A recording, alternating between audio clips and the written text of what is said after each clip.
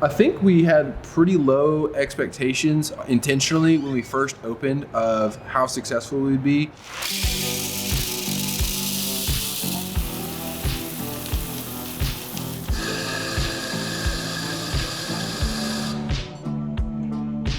I would have killed to have walking distance cafe. And so I can remember back in like my freshman, sophomore, junior year, looking at this location saying that would have been a cool place for something.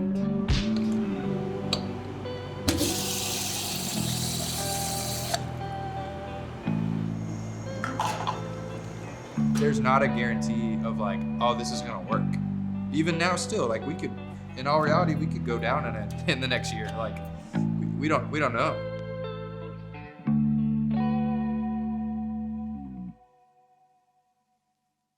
What kind of drew me into coffee was hanging out with people, man.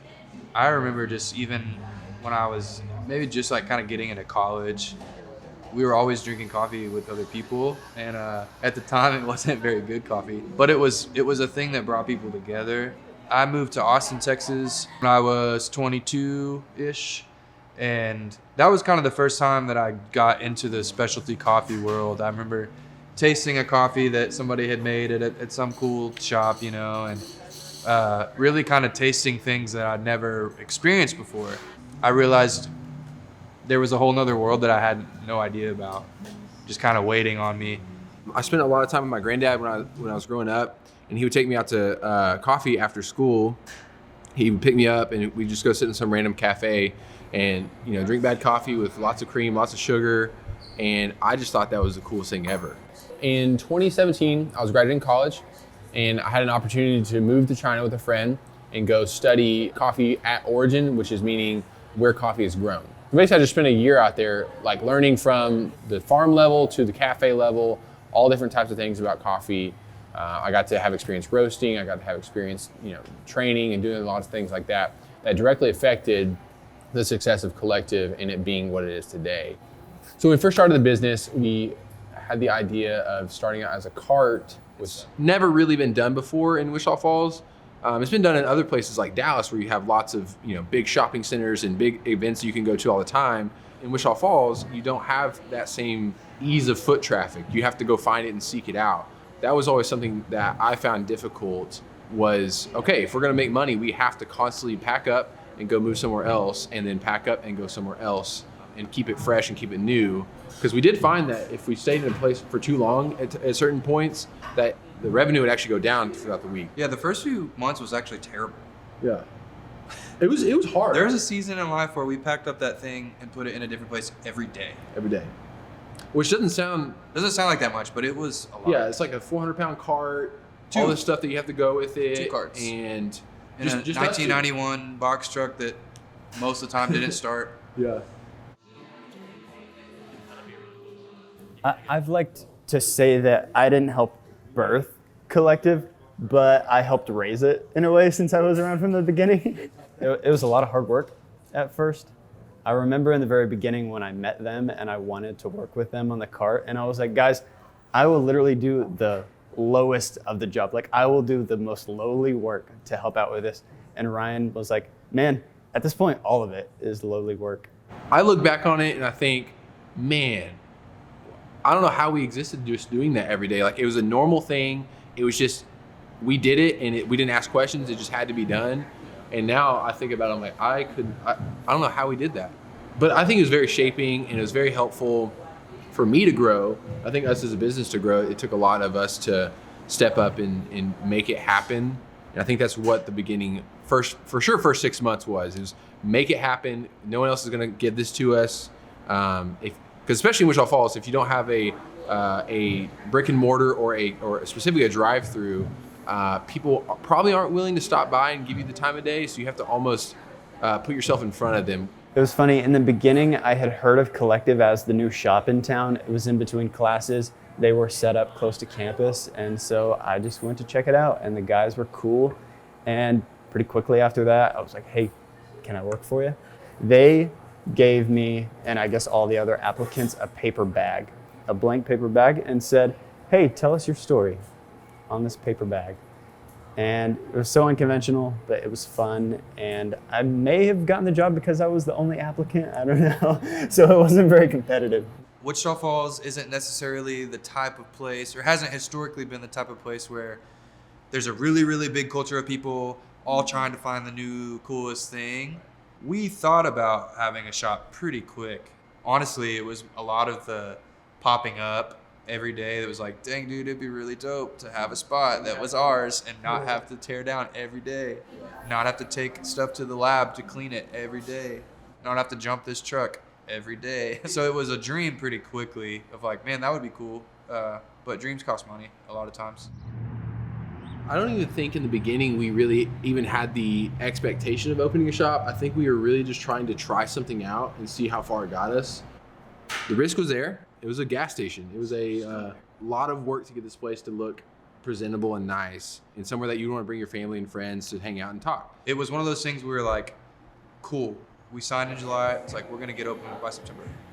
And then, man, I don't know if you know at all, but like during the pandemic, doing anything construction-wise quadrupled, if not more, time on a time scale, to where we couldn't get permits for things in a timely manner, let alone shipping things that we needed.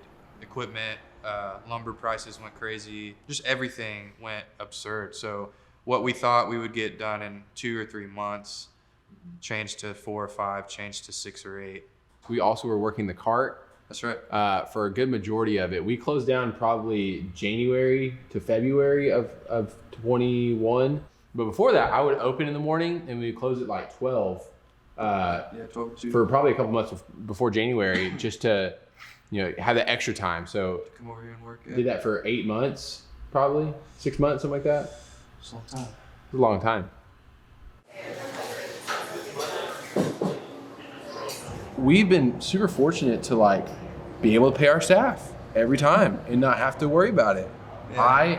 I'm able to take a decent, not a huge thing, but I'm able to get paid. You live off pay of the our money bills. you make I live off the money I make here. Which was not always a thing. It was not always the thing. When we were, this dude lived at my house for free with me and my wife. For a year while we were starting, because we couldn't pay him. I mean, we paid you, but it was not enough to live on. It was gas money. It was gas money, so not now. Yeah. The thing I was the most scared about opening a coffee shop was having to hire a team. When it was just me and him, I knew the standard of quality was I knew what it was gonna be. It was gonna be what we wanted it to be, because it was in our hands all the time. But as soon as I had to do this and let our hands off of it a little bit and give it to other people, your control has to go down a little bit, right? And I was so nervous about, man, what is it gonna be like? How are we gonna trust anybody else with this, in all reality, this baby of ours? I didn't expect this, honestly, how much our staff loves their job.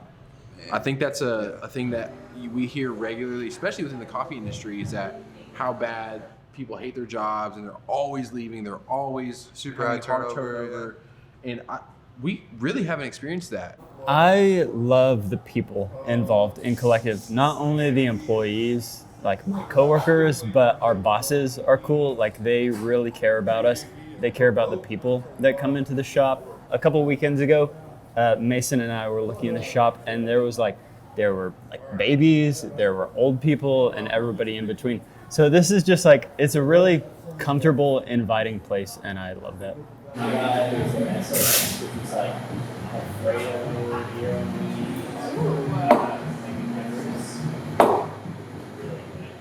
My favorite thing about coffee is that the good stuff tastes good.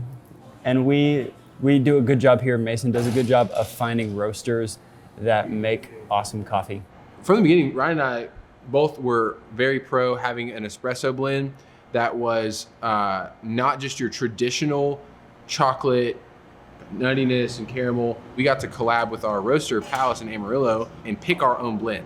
We all went down there and we tasted coffee after coffee after coffee after coffee, and he sent us samples of each one. We pulled shots of it, and we tested it over and over and over again. So we actually picked our own coffee blend that we wanted for our house blend. And so they take care of us and keep that thing tasting real good all the time. If you get a bag of Dreamer or get a drip coffee or get a regular espresso here, you're not gonna have that coffee anywhere else, anywhere. like at all. Like this our blend. It's our blend that's proprietary to us that we created with Palace Coffee, and they roast every single week for us. So that's a huge part for sure. I've been a beer lover for a long time, and I think Mason has too.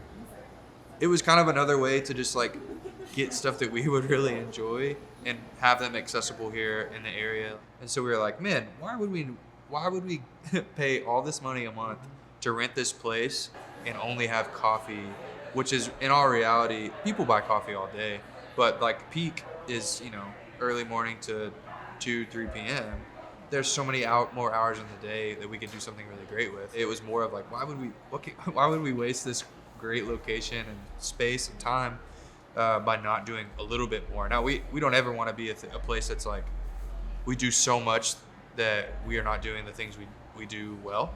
It became a thing where it's like, okay, we're gonna do this. We're gonna do the best we can.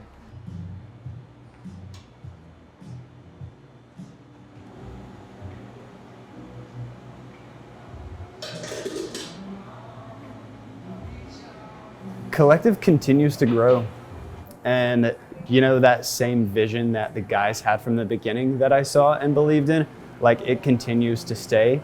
And we've only been around for a year, and like to see the growth and the support from all these people that we've gathered over the course of a year is incredible. And so I'm just curious what Collective is going to continue to do, and I want to get to be a part of whatever it is. Our intentionality is like on every interaction we have with people, we try to be as hospitable as possible and create this environment that says, man, I want to bring people here, I want to hang out here, I want to be here. And so we're really just trying to provide a space for Wichita Falls to be at, to have a great cup of coffee, have a great time, have a great experience. That's the life that we live, is a life that's gathered together. It's in our name.